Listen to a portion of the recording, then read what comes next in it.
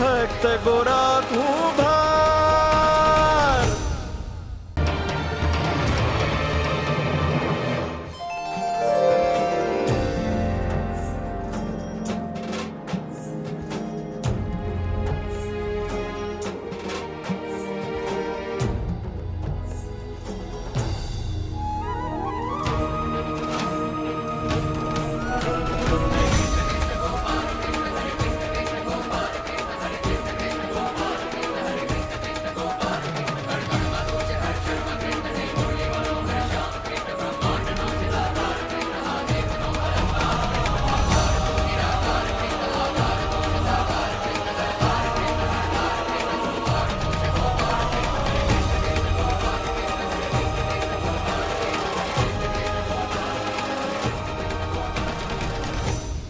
ભાઈબંધ તમારો આભાર કે તે મને લોજ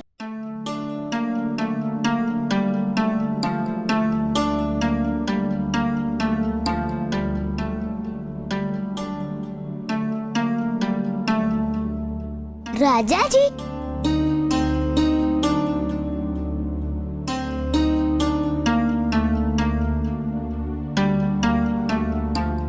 ગોરા, દેવીના મૃત્યુથી હું ખૂબ જ દુઃખી છું।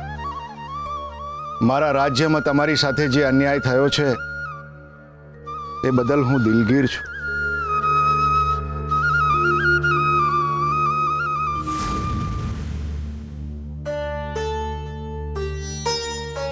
પુલકેશી બાપાનો પત્ર છે તો વાંચો ને, હું લખ્યું છે આ કાગળમાં। દેવીના મૃત્યુનો જવાબદાર હું જ છું। ગોરા અને ભગતના પરિવાર ઉપર આવેલી તકલીફોનું કારણ પણ હું જ છું। જો મેં પ્રવેશોત્સવ ના કર્યો હોત તો આ દુર્ઘટના જ ના ઘટી હોત। હું અપરાધ ભાવથી અંદર ને અંદર હેરાન થયા કરું છું, એટલે હવે હું ગોરા કે પરમા સામે નજર નહીં મેળવી શકું। મારે મારા આ પાપનું પ્રાયશ્ચિત કરવું જ છે, ને આમ પણ મારા લીધે જ દુર્ઘટના ઘટી છે। એ પછી હું આ મંદિરનો પૂજારી બનવાને લાયક જ નથી, એટલે હું આ કૃષ્ણ મંદિર ગામને સોંપીને હિમાલય તરફ પ્રયાણ કરું છું। બની શકે તો મને માફ કરજો। આ તો ગજબ થઈ ગયું। આ પુલકેશી બાપા જતા રહ્યા ને ઈ હારું નથી થયું। એમને તો દોષનો ટોપલો એમના માથે વહોરી લીધો ને આ મંદિર પૂજારી વિનાનું થઈ ગયું। ના ના, આ મંદિરને આમ રેડું ન મુકાય। આ પુલકેશી બાપા આપણને મંદિર સોંપીને ગયા છે, એટલે આપણે આ કૃષ્ણ મંદિરની પૂજા અને અર્ચના કરવી જ જોઈએ। ના ના, આવું ના કરાય। આપણે થોડા પૂજારી છીએ અને આપણને શાસ્ત્રની સમજ પણ નથી, પાપ લાગે આપણને।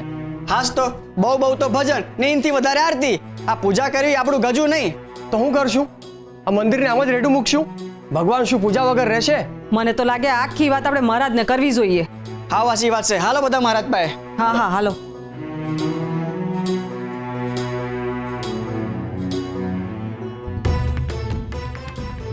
ગોવળબા, તમને શું લાગે છે આપણે મહારાજ પાસે જવું જ જોઈએ?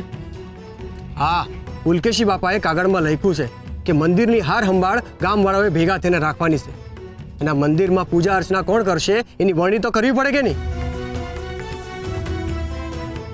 એટલે આપણે મહારાજ પાસે તો જવું જ જોઈએ, અને મહારાજ છે ને ગોરાને ન્યા આવ્યા છે તો આપણે જટ જઈએ।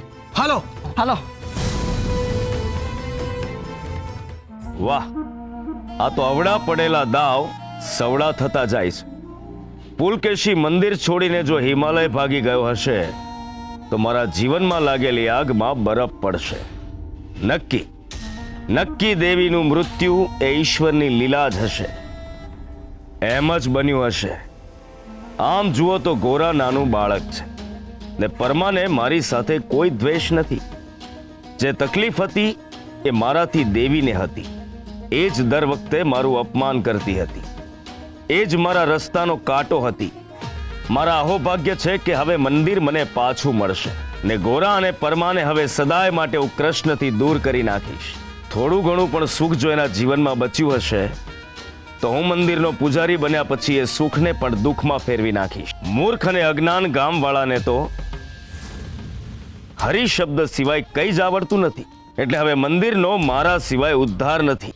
ગિરધરદાસ, આ વખતે ખૂબ શાંતિથી ને વિનમ્રતાપૂર્વક વર્તવું પડશે. શ્રી હરિ નમો નારાયણાય.